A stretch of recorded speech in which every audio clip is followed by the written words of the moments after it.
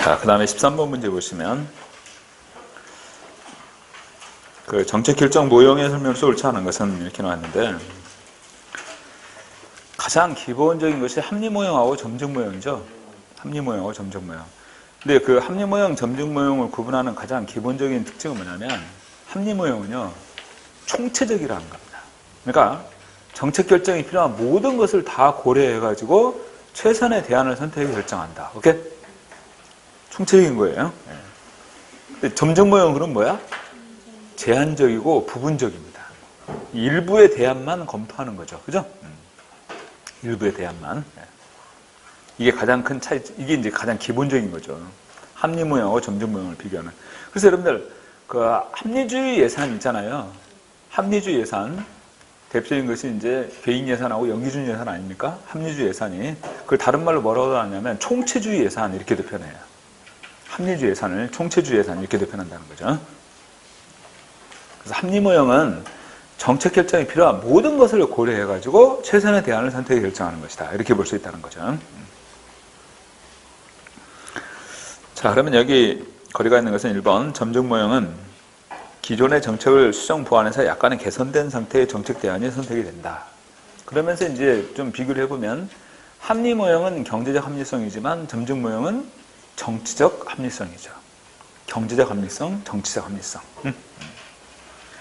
합리 모형은 연역적이고 점증 모형은 귀납적입니다. 각각. 자, 2번 최종 모형은 정책 결정자의 직관적 판단은 정책 결정의 중요한 요인으로 인정되지 않는다.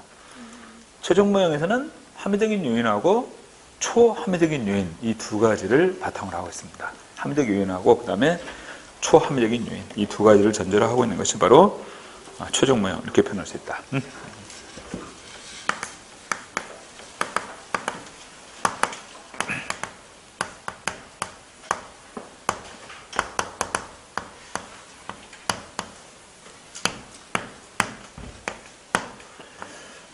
이 최종 모형에서는 상위 정책 결정 단계하고 그 다음에 정책 결정 단계 그 다음에 후 정책 결정 단계 이렇게 각각 비교했어요. 그죠? 그래서 상위 정책 결정이라는 것은 정책 결정을 준비하는 과정이에요. 그것을 바탕으로 본격적으로 정책이 결정되겠죠? 그러고 나서 이제 정책을 집행하고 평가하는 게 후 정책 결정입니다. 그리고 여기 평가된 내용을 다시 이쪽으로 피드백을 시켜서 여기 이제 평가 내용에 어떤 문제점이 있다. 또 평가에서 부족한 부분이 있으면 여기다 반영을 하겠죠? 그리고 또 그걸 반영해서 또 여기 결정을 하는 거예요. 이렇게. 응?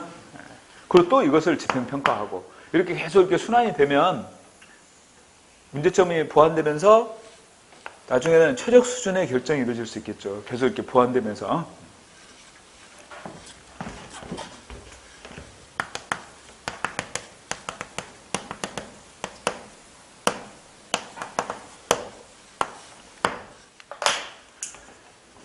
이 상위 정책 결정 단계에서 이루어지는 것들입니다. 이렇게 표현했어요. 상가, 문자, 목, 설전 이렇게 표현했습니다. 오케이?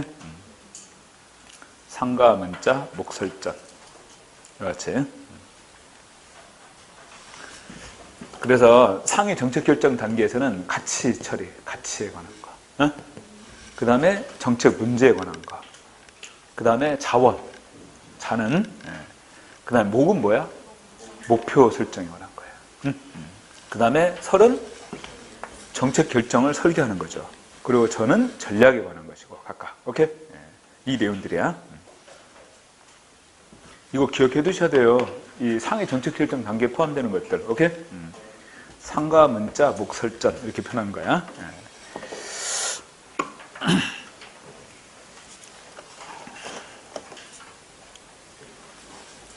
그래서 최종 모형은 정책 결정자의 직관적인 판단도 정책 결정의 중요한 요인으로 인정이 된다. 오케이?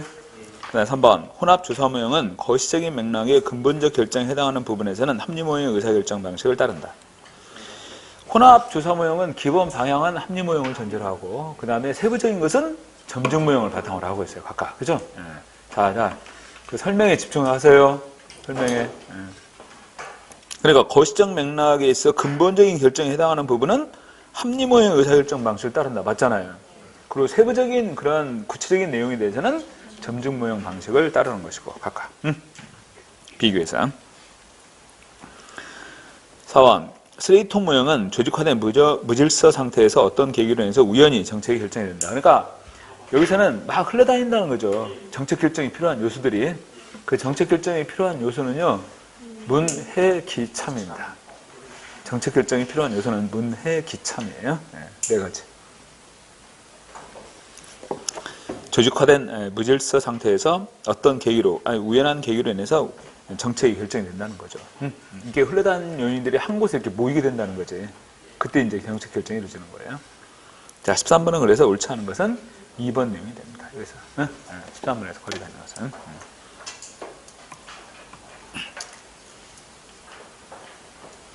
반복해서 계속 나오는 내용이죠. 정책 결정 이론 모형. 그리고 여러 가지 이론 모형들이 같이 이렇게 한 문제에 섞어서 이렇게 출제를 하니까.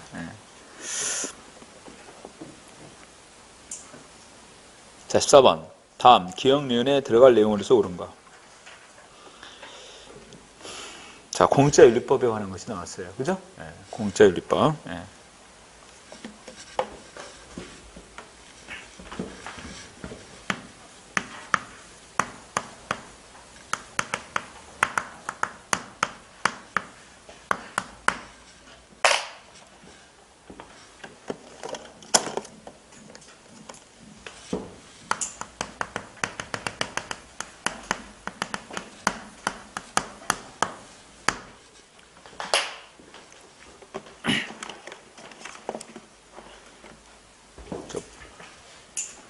저기 볼펜 좀 하나 묻혀요.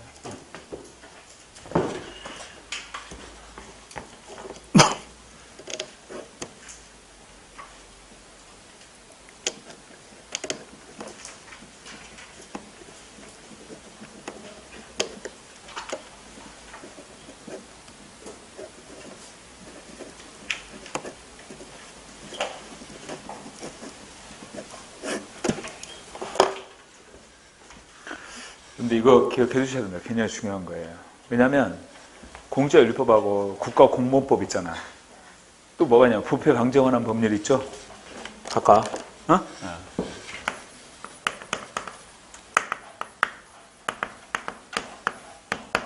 국가공무원법 있고 공짜윤리법 있고 또 하나가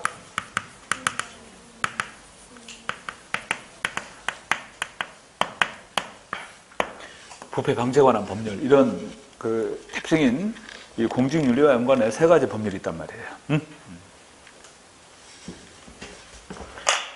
그 가운데서도 가장 출제 빈도가 높은 게 이거예요. 공직윤리법에 관한 거.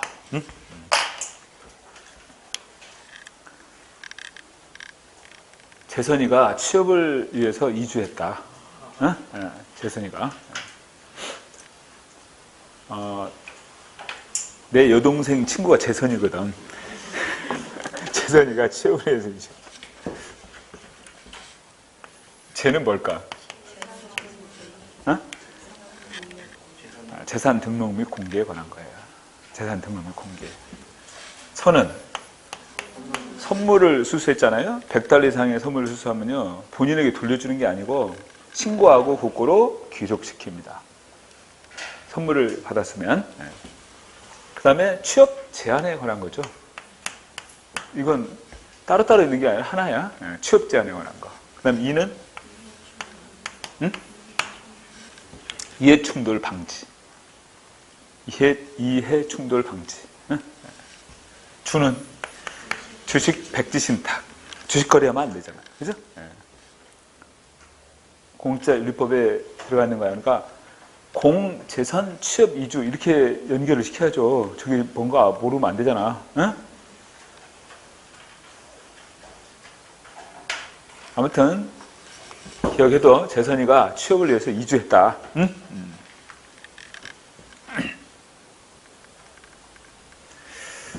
부패 방지에 관한 법률에 여러분들 뭐뭐 들어가냐면 여기에 대표적인 것이 내부 고발자 보호제도가 들어가 있어요. 오케이?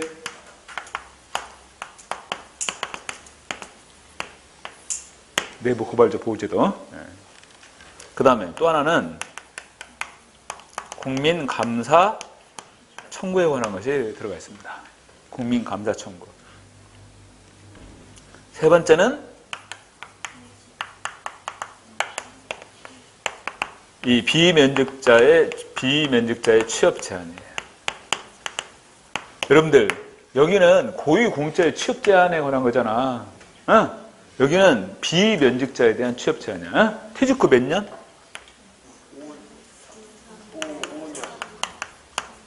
여기 오삼불고기 나오면 안 돼. 아시겠어? 오삼불고기, 여기가 오삼불고기야. 그런 걸 흔들면 안 되죠. 오삼불고기 여기라, 여기. 아, 참. 퇴직일을 기준으로 해서 퇴직 전 5년, 퇴직 후 3년 이렇게 연결이 돼야지. 그치? 오삼불고기 저 위에서 나와야 돼. 여기는 퇴직하고 5년이잖아. 그러니까 이거 달라요, 완전히. 그죠? 여기는 퇴직하고 3년인데 여기는 퇴직하고 5년 동안 취업이 제한되는 거예요. 응? 비면직자는. 응? 여기는 5 이렇게 연결돼요. 퇴직 전 5년. 퇴직 전 5년 동안 담당했던 업무와 관련되는 기업체랄지 이런데 퇴직하고 이제 면직되고 5년 동안 취업이 제한된다. 또 공무원으로 재임용도 제한되는 거죠. 응? 여기는 5년입니다. 여기는 오삼불고기고. 네. 이거 구분해서 기억해둬야 돼. 아셨어? 네.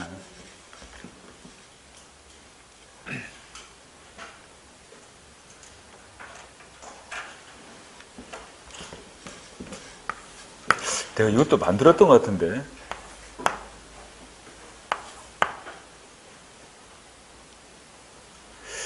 부고감비?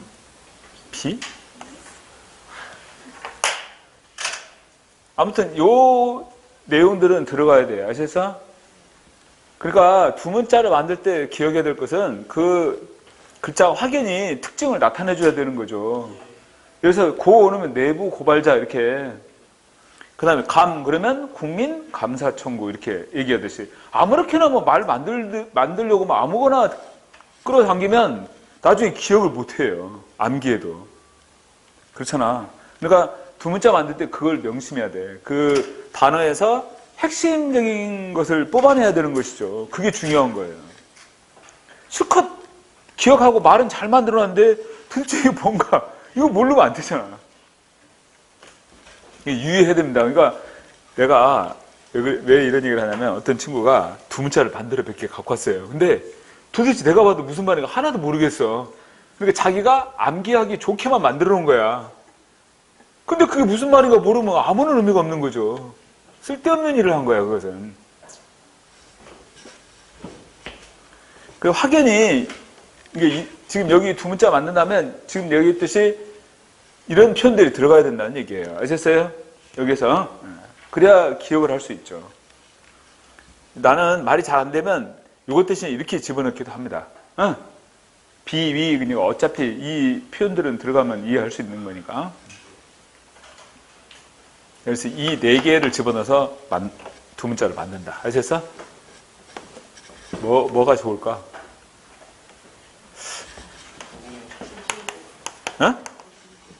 뭐요?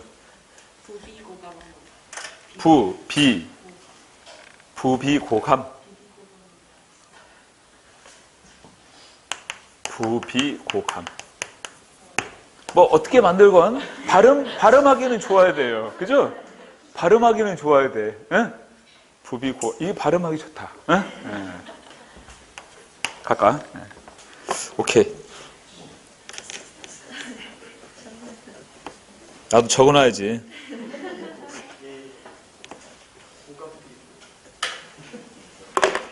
아이 그만 만들어. 그만 만들고.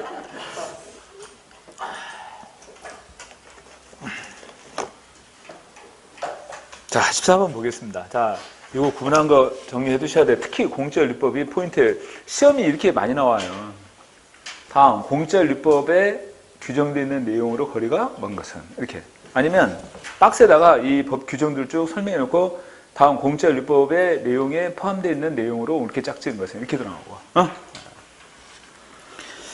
자, 14번에 보면 다음 기억내용에 들어갈 내용으로 옳은 거 이렇게 나와 있습니다. 공직자윤리법에서는 퇴직 공직자의 취업 제한 및 행위 제한 등의 규정이 있는데 취업 심사 대상자는 퇴직일로부터 자 여기 이제 퇴직일을 기준으로 해서 5.3 불고기야. 그러니까 퇴직일로부터는 3년이 하죠. 그리고 퇴직 전에 5년 동안 소속했던 부서 또는 기관의 업무와 밀접한 관련성이 있는 취업 제한 기관에 취업할 수 없습니다. 오케이? 네. 퇴직일을 기준으로 해서 5.3 불고기야. 네.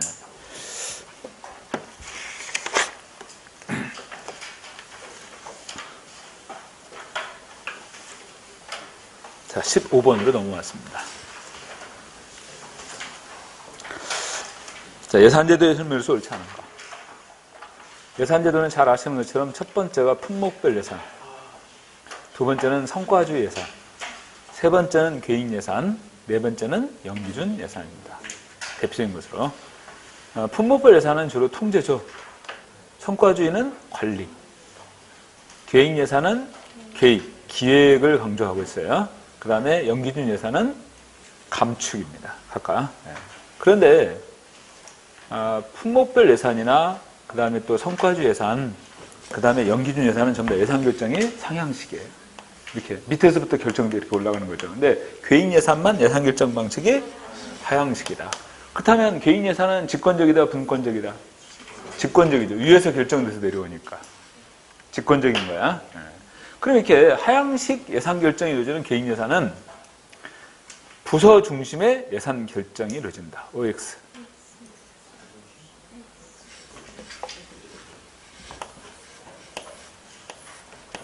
상향식 예산 결정은 부서 중심이에요. 아셨어요? 상향식 예산 결정은 부서 중심인데 하향식인 경우는 위에서 전체적인 정책 또는 전략 이런 것들을 근거로 해서 내려오는 거기 때문에 부서 중심이 아니에요. 정책이나 조직의 전략을 바탕으로 하는 겁니다. 예산 결정에서. 하향식인 경우는. 오케이?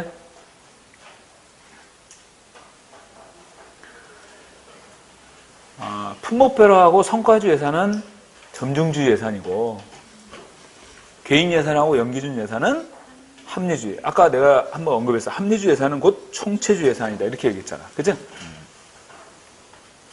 성과주의 예산은요. 점중주의입니다. 혼동하면 안 돼요. 성과주의가 합리주의가 아니고 점중주의야. 혼동하면 안 돼. 그렇다면 여기서 옳지 않은 거 1번.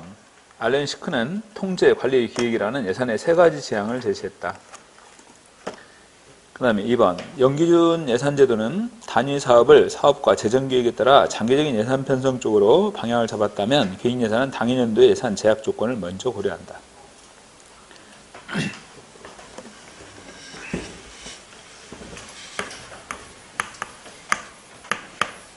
개인 예산 PPBS라고 그랬어요. 플랜. 그 다음에 프로그래밍. 버제팅 시스템. 이렇게 표현하는 거죠. 플랜, 프로그래밍, 버제팅 시스템입니다. 오케이? 그래서 이 플랜의 중장기 계획의 바탕을 두고 이 프로그래밍이 이루어지고 이 프로그래밍이 짜여지면 거기에 따라 예산이 배정되는 거예요. 아셨어요? 이게 그 개인 예산이야. 그래서 거기 보세요. 연기준 예산제도가 단위 사업을 사업과 재정계획에 따라 장기적인 예산 편성 쪽으로 방향을 잡았다면 이건 개인 예산이잖아요. 개인 예산의 표현 아닙니까? 그 다음에 개인 예산은 당해 연도 예산 제약 조건을 먼저 고려한다. 이건 연기준이에요. 각각. 그래서 2번은 반대로 표현됐습니다. 여러분들 연기준하고 개인 예산을 비교해보면요.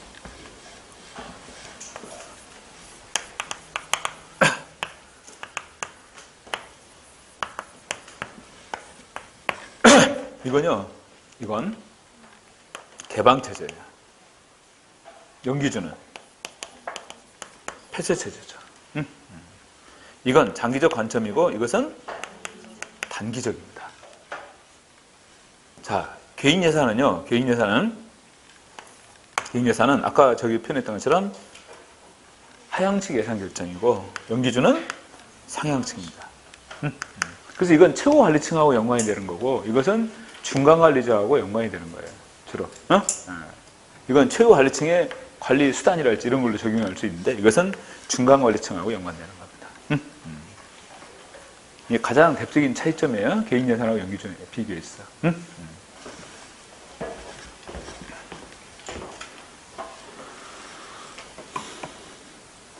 그렇다면 PPS는 거시적이고 연기준은 미시적이다. OX. 맞죠? 하향식이니까 거시적이죠. 위에서 결정돼 내려오니까. 근데 연기준은 이렇게 밑에서부터 결정돼 올라가니까 미시적일 수밖에 없는 거 아니에요. 각 부서 중심으로. 세세하게 각 부서에서 추진하는 사업들 이런 것에 바탕을 두고 예산을 짜니까 미시적일 수밖에 없지. 3번 우리나라는 예산 편성 과정과 성과관리 연계를 위해서 재정사업의 자율평가제도를 실시하고 있습니다. 재정사업에 대한 자율평가제도.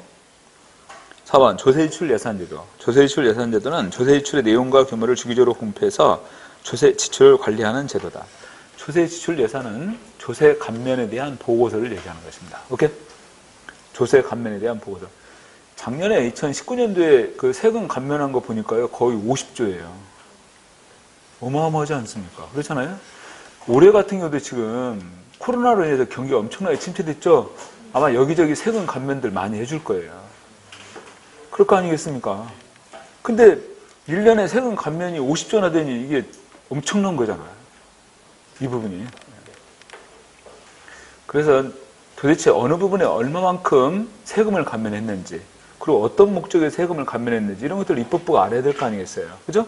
그래서 이와 같이 조세지출 예산제도라는 걸 편성해서 짜서 국회에 제출하는 겁니다. 아셨어요? 그리고 여기 조세지출은 곧 뭘 의미하는 거다? 조세 감면을 의미하는 것이다. 응? 이건 조세 감면을 의미하는 거예요. 15번에서 옳지 않은 것은 2번이 반대로 표현된 거예요. 오케이? 지출 통제 예산제도는 신성과주 예산제도에 해당된다. OX. 지출 통제 예산제도는 신성과주 예산. 맞는 거예요. 지출 통제 예산은 지출 총액에 대한 통제를 의미한다. 지출 통제 예산은 지출의 총액에 대한 통제를 의미하는 것이다. 그렇기 때문에 신성과주입니다. 지출 통제 예산은.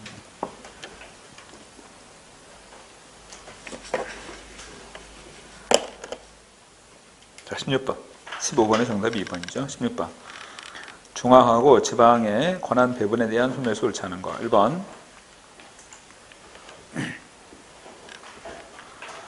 지방 분권 및 지방 행정체제 개편을 추진하기 위해서 국무총리 소속으로 지방자치발전위원회를 두고 있다.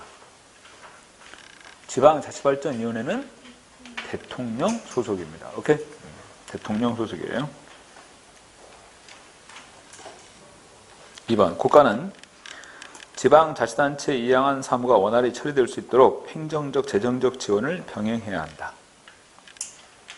국가는 지방자치단체에 이양한 사무가 원활히 처리될 수 있도록 행정, 재정적 지원을 병행해야 된다. 세 번째.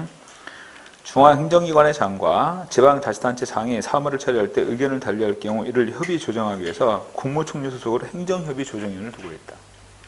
중앙지방 간의 분쟁이나 갈등이 하게 되면 행정협의조정위원회를 통해 조정합니다. 국무총리 소속이라고 그랬어요. 4번 지방자치법은 원칙적으로 사무 배분에 있어 포괄적 예시주의를 취하고 있습니다. 자, 동그라미 해주세요. 포괄적 예시주의.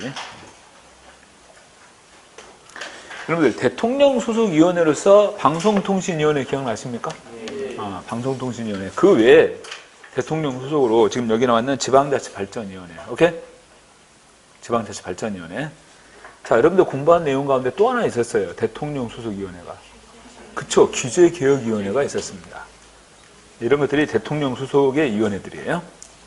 방송통신위원회, 그 다음에 지방자치발전위원회, 그 다음에 규제개혁위원회. 그 다음에 그 기본서에 보면 이제 그 정부 조직도에 나와 있는 국무총리 소속위원회가 4개가 있는데 그 4개 외에 지금 여기 나와 있는 행정협의 조정위원회. 아셨어요? 그 다음에 또 이거 말고 또 하나 있었는데 뭐가 있어? 정보업무평가위원회. 국무총리 소속위원회입니다. 오케이? 국무총리 소속위원회예요. 네. 정보업무평가위원회. 국무총리 소속으로. 네.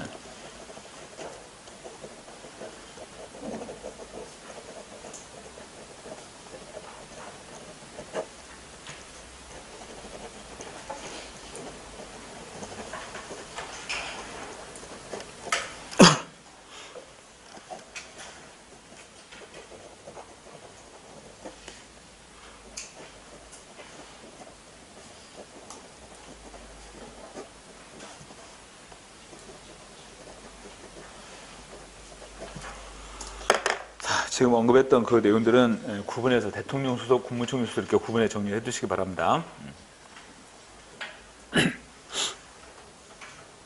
그리고 그 16번에서 4번에 나온 것처럼 지방자치법은 원칙적으로 사무 배분에 있어 포괄적 예시주의 방식을 취하고 있다.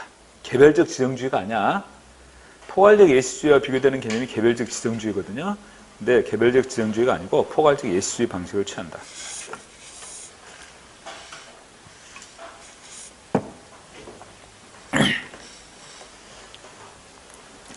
17번. 우리나라 지방자치 계층의 설명으로서 옳지 않은 거. 1번. 제주특별자치도는 자치계층의 측면에 단층제로 운영되고 있다. UX. 제주도는요, 제주시나 서귀포시가 있지만 그건 자치단체가 아니에요. 그렇기 때문에 단층제인 거죠. 그럼 제주시장하고 서귀포시장은 어떻게 하느냐? 도지사가 임명합니다. 그리고 제주도민들은요, 도지사만 뽑아요. 도지사, 그 다음에 교육감, 그 다음에 도의회 의원, 이렇게. 각각. 제주시하고 서귀포시는 자치단체가 아니라고 그랬잖아. 그러니까 제주시장이나 제주시 의회 의원들을 따로 구성을 하지 않습니다. 자치단체가 아니니까. 2번. 자치계층은 주민공동체의 정책결정 및 집행의 단위로서 정책인 민주성 가치가 중요시되는 것이다. 자치계층이라는 건. 3번. 제주특별자치시의 관할구역으로 자치구를 둘 수 있다. 세종시에서는요, 기초자치단체를 두지 않습니다. 그러니까 뭐 자치구랄지, 그 다음에 또 뭐 군이랄지 이런 기초자치단체가 없어요. 세종시에는. 4번. 자치계층으로 군을 두고 있는 광역시가 있다. 예컨대 인천광역시 강화군, 부산광역시 기장군 이런 식으로 각각. 광역시에는 군이 포함되어 있어요. 광역시에는. 자, 17번에서는 3번이 틀렸어요. 18번. 정부의 규모와 역할에 대한 행정이론의 설명에서 옳지 않은 거. 1번. X의 비효율은 과열된 경쟁에서 나타나는 정부의 과다한 비용 발생을 의미하는 것이다. X의 비효율은요, 독점에 따른 비효율, 이걸 표현하는 것이 X의 비효율이야. 독점에 따른 비효율. 그러니까 과열된 경쟁에서 나타나는 잘못된 거잖아. 그 다음에 이런데 파생적 외부 효과란 정부 개입이 의도하지 않은 부작용을 야기하는 것을 말합니다. 정부의 시장 개입이 의도하지 않은 부작용을 야기시킨다. 파생적 외부 효과. 그러니까 서울에 이제 부동산 가격이 들썩거리니까 여러 가지 규제책을 내놓는단 말이야. 그러니까 풍선 효과라고 그래서 서울 외에 다른 지역들이 부동산 가격이 들썩들썩 하게 되는 거죠. 그러니까 이런 개입이 의도하지 않은 다른 부분의 부작용을 야기시키는 거죠. 이런 경우에. 그러니까 서울에 대한 규제책을 만들면 이런 부작용이 나타날 수 있다. 이것까지 판단해서 그럼 이런 부작용이 나타날 때 어떻게 대응할 것이고 이런 것들을 막을 수 있는 방법이 뭘까? 이거 좀 고민을 해가지고 같이 종합적으로 대책을 수립하는 게 필요하죠. 그냥 땜질 처방식으로 여기 문제가 나타나면 그 방금 얘기했던 것처럼 그런 식의 단순한 처방을 내리고 그러면 또 다른 부작용이 나타나면 또 그거에 대한 처방을 내리고 이런 식으로 해가지고는 곤란하다는 얘기예요. 자꾸 문제만 야기되고. 이런 것들이 파생적 외부 효과의 내용이에요. 여기서. 두 번째, 지대추구 이론은 규제나 개발계획 같은 정부의 시장 개입이 클수록 지대추구 행태가 증가하고 그에 따른 사회적 손실도 증가한다고 주장하는 것이다. 여러분, 지대라는 것은 독과점에 따른 이익을 지대라고 합니다. 독과점에 따른 이익. 자, 이런 걸 생각해 보세요. 자, 여기 땅이 있는데 땅 주인은 이 땅을 건물을 지어가지고 뭐 임대를 내놓거나 아니면 건물을 지어서 팔아버리거나 아니면 뭐 여기 다른 거 특별한 게 할 거 없으면 공용 주차장을 만들거나 이 땅을 이용해서 얼마든지 이익을 추구할 수 있잖아요. 그리고 그 땅을 통해서 추구하는 이익은 배타적인, 다른 사람들은 권리를 행사할 수 없는 배타적 이익이잖아. 이게 지대라는 거예요. 아셨어요? 이게 지대잖아. 그렇듯이 독과점이 형성되면 이러한 이익이 생긴단 말이야. 자, 면세점 몇 개 업체만 선정을 해주잖아요. 그 업체들만 그 면세점을 운영하면서 이익을 얻을 수가 있어요. 다른 기업들은 여기에 진입할 수가 없으니까. 아셨어요? 바로 그러한 게 지대예요. 그건 땅 짓고 헤엄치기죠, 이제. 그렇게 되면. 돈을 얼마나 벌겠습니까? 그러니까 이제 그러한 그 면세점 허가를 받으려고 포획을 하겠지? 뇌물 주고. 그게 바로 지대 추구 행위인 거야. 아셨어? 그런 것들이 지대 추구 행위. 그러니까 그러한 지대를 획득하기 위해서 포획을 해가지고 예를 들어서 뭐 면세점 허가를 받는다랄지 이런 거죠. 그 지대 추구 이론은 규제나 개발 개혁 같은 정부의 시장 개입이 크면 클수록 지대 추구 행태가 증가하고 그에 따른 사회적 손실도 증가한다. 이렇게 표현할 수 있는 겁니다. 오케이? 그러니까 이러한 규제를 가하거나 정부가 개발 계획을 수립하거나 이렇게 된다면 더더욱 이런 상황들이 더 나타날 수 있다는 거죠. 이런 부분에 있어. 한번 거래 비용 이론에서는 당사자 간의 협상이나 커뮤니케이션의 비용과 계약의 준수를 감시하는 비용도 거래 비용으로 포함이 되는 것이다. 다 포함이 되죠. 거래 관계에 들어가는 비용은 다 포함이 되는 거예요. 여기. 응? 거래 관계에 들어가는 비용은 다 포함이 된다. 4번 대리인 이론은 주인 대리인 사이에 정보 비대칭성이 있고 대리인이 기회주의적으로 행동하는 경우 역선택 문제가 발생할 수 있다고 주장한다. 그래서 여기는 이제 대표적인 대리 손실하고 역선택 두 가지예요. 어떻든 주인 대리인 이론은 경제학적 관점의 이론이기 때문에 주인이건 대리인이건 모두 합리적이고 이기적인 존재로 파악하는 것입니다. 오케이? 주인이건 대리인이건 모두 합리적이고 이기적인 존재로 파악하는 것이다. 여기서 여러분들 거래 비용 이론, 대리인 이론 두 가지 전부 다 경제학적 관점의 이론들입니다. 거래 비용 이론, 주인 대리인 이론, 경제학적 관점의 이론들이다. 자, 18번은 거리가 있는 내용은 1번이에요.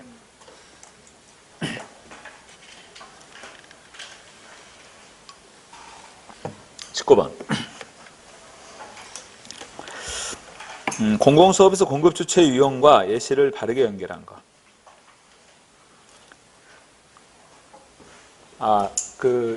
내가 수업 시간에 그 얘기를 했는데, 그 KBS 사장은 대통령이 임명을 합니다. KBS 사장은. EBS는 아니에요. EBS는 아닌데, 공공기관은 어떻든, 이제, 언론기관은 공공기관으로 지정할 수 없습니다. KBS나 EBS는. 아시겠어요? 공공기관을 지정할 수 없어요. 그러니까 한국방송공사는 공공기관이 될 수 없습니다. 오케이? 한국방송공사는. KBS, EBS는. 준시장형 공기업으로 대표적인 것은요, 한국마사회예요. 한국마사회. 준시장형 공기업. 시장형 공기업은요, 에너지 관련 공기업과 인천공항, 이 정도 생각하시면 돼요. 예를 들어서, 예컨대 에너지 관련 공기업들은 이런 것들이에요. 그냥 듣기만 하세요. 석유공사, 가스공사, 그 다음에 한전, 한수원, 이런 에너지 관련 공기업들이 전부가 다 시장형 공기업에 해당됩니다. 이런 경우들이. 그리고 인천공항도 마찬가지고. 이 정도가 시장형 공기업이라는 거야. 오케이? 자체 수입이 85% 이상입니다. 오케이? 준시장형 공기업은 자체 수입이 50% 이상이죠. 한국마사회는 준시장형이야. 3번 기금관리형 준정부기관은 한국연구재단 이렇게 표현했는데 여러분들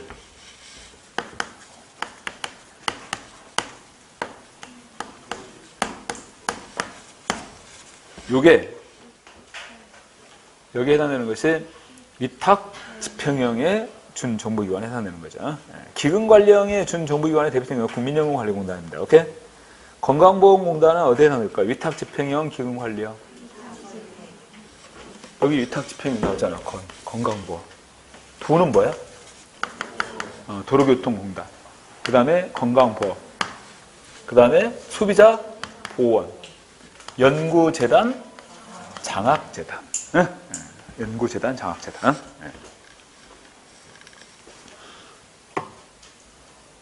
자, 지금 설명한 것이 위탁집행형에 해당되는 것들. 오케이? 위탁집행형에.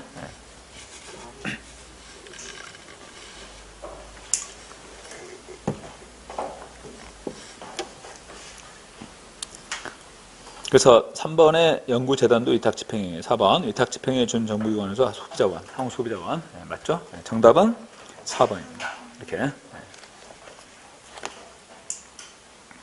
20번. 재정의 성과관리와 재정 건전성에 대한 설명에서 옳지 않은 거. 1번 중기 지방재정계획은 지방재정법에 근거한 사후 예산제도로 지방재정 건전화를 추구하는 것이다. 여러분 국가재정운영계획 아시죠?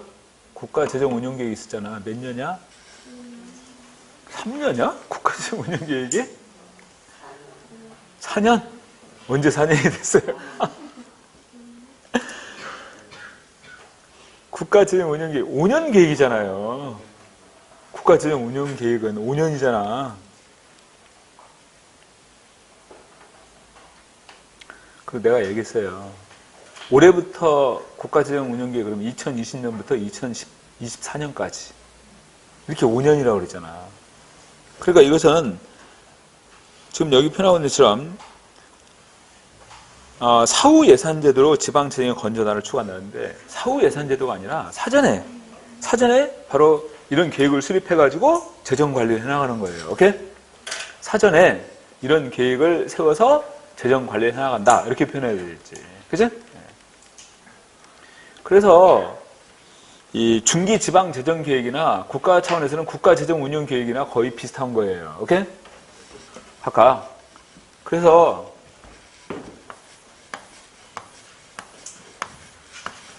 이 국가재정운영계획 그러면 2020년, 21년, 22년, 23년, 2024년 이렇게 5년 동안 계획을 세운단 말이야.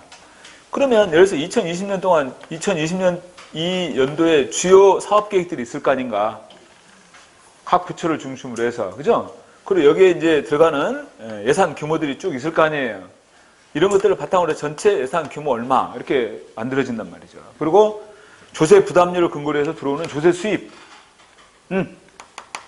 그러면 적자가 발생한다면 그 적자를 어떻게 메꿀 것인가 이런 것까지 이제 계획을 딱 짜놓는 거예요. 자, 이런 계획이 미리 다 짜 있으면 이런 계획들이 2021년도는 요 내용을 토대로 해서 예산을 짜면 될 거 아니야.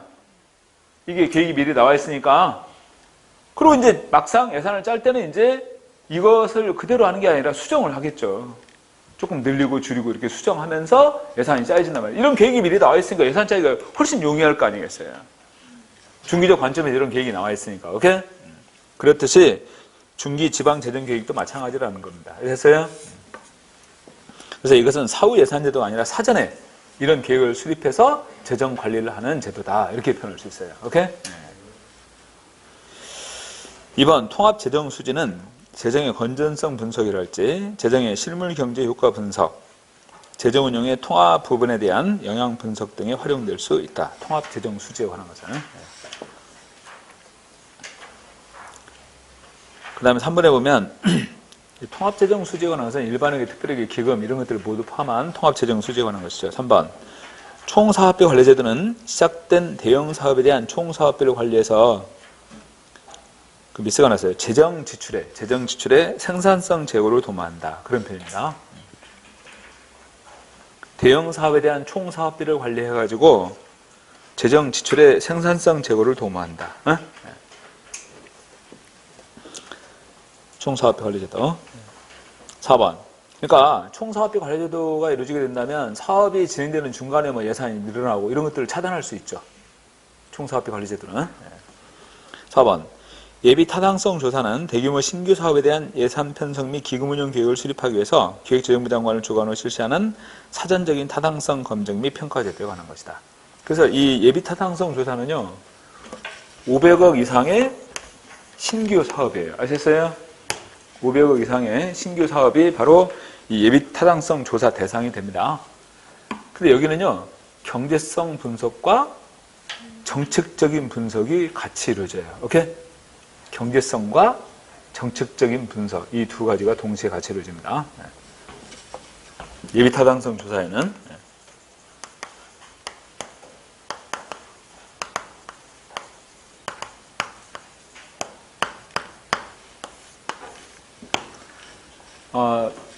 지역경제 파급효과 어디에 들어갈까? 경제성, 정책적. 지역경제 파급효과. 그건 여기 들어가요, 여기. 그건 너무 안 돼요, 지역경제 파급효과는. 그건 정책적인 그 측면의 분석 지표입니다. 경제성을 측정하는 지표의 대표적인 것은요, 이거죠. 비용 편익 분석. 또 이것도 있어요. 민감도 분석. 이런 것들이 바로 이 경제성을 분석하는 대표적인 것들입니다. 오케이? 혼동하면 안 돼. 그, 지역경제의 파급 효과는 정책적인 분석 지표가 되는 겁니다. 정책적 측면에.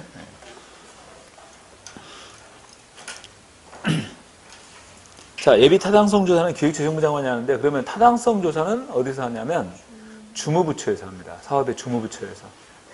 타당성 조사에 관한 것은, 사업의 주무부처에서.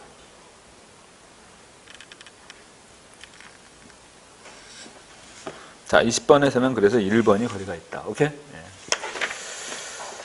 자, 2017년도에는 이제 추가 모집도 있었어요. 하반기에. 세상에 이런 일이. 그래가지고 또 많은 학생들이 또 합격도 하고 그랬습니다. 2017년도에. 그래서 1년에 2번 본 거죠.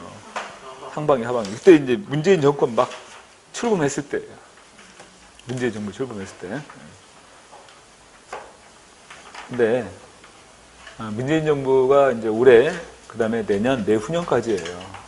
내가 얘기했듯이, 이번에 대통령 되기 전에 박근혜 그 후보하고 경합을 했던 이 전에 대통령 선거 있었잖아요. 응? 이 전에 박근혜하고 문재인 현 대통령이 경쟁했었잖아.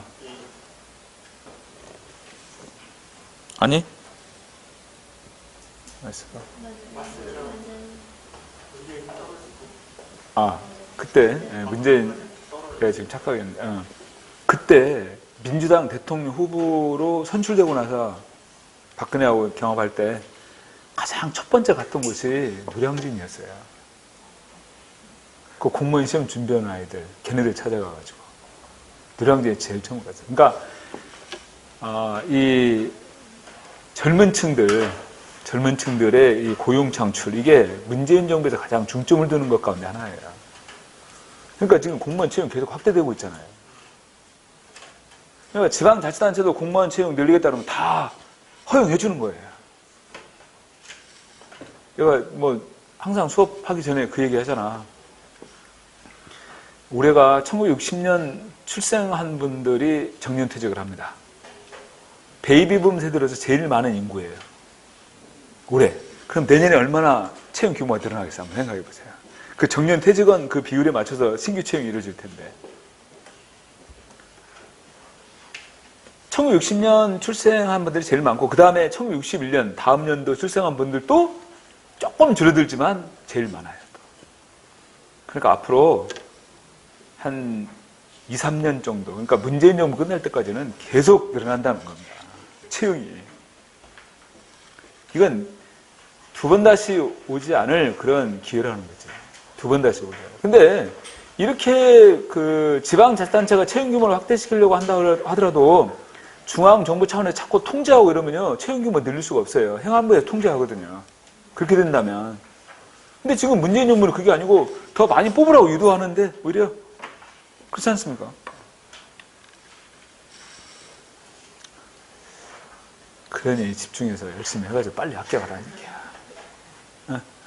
거기다가 또 이 지방직 시험 날짜하고 서울시 시험 날짜가 또 같은 날 시험 보잖아. 응? 이것도 얼마나 유리한 조건이야. 이게 분명한 거지만 커트라인 내려가요. 아셨어요? 갈수록 커트라인 많이 뽑고, 또 방금 얘기했던 것처럼 지방직 서울시 같은 날 시험 보니까 그쪽 지원하는 애들은 또 빠져나갈 거 아니야. 근데 커트라인이 또 낮아지죠. 얼마나 좋은 기회냐 이거죠. 그러니까 열심히 하면 합격합니다. 열심히 하게 되면. 응?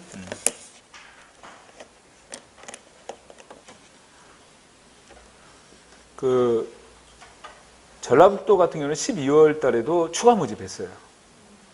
작년에. 그러니까 꾸준히 공부했던 친구들은 거기 또 합격하죠. 추가 모집했는데. 근데 이제 시험 보고 좀 쉬어야겠다 하고 잠깐 그 쉬었던 친구들은 이 감이 한 달 정도 공부하다 한 달 정도만 쉬면요, 이 감이 떨어져요. 그 한 달 쉬잖아요. 그러면 원래 자기 실력으로 복귀를 하려면 내가 볼 때 한 달 이상 투자를 해야 돼요. 시간을. 그래야 원상태로 돌아온다는 거죠. 감이 떨어져 버리니까. 그러니까 꾸준히 집중력을 하고 공부하는 게 중요합니다. 근데요, 그게 한 1년 정도지, 2년, 3년 이렇게 할 수 있겠어요? 안 되지. 그러니까 오래 공부한다고 합격하는 게 아니에요. 왜냐, 집중력이 떨어지거든요. 그리고 체력도 한계가 있고. 그리고 이제 벌써 2년, 3년 차 접어들면 집에서 눈치도 보여요. 그래서 공무원 시험 준비한다고 하면 열심히 해서 빨리 합격하라는 겁니다. 1년 아니면 늦어도 2년 안에. 그래야 승부를 볼 수가 있는 거예요. 그 이상 지나가면요, 그때부터는 힘들어서 합격하기가 정말 힘들어져요. 오래 공부한다고 합격하는 거 아닙니다, 절대. 아셨어요?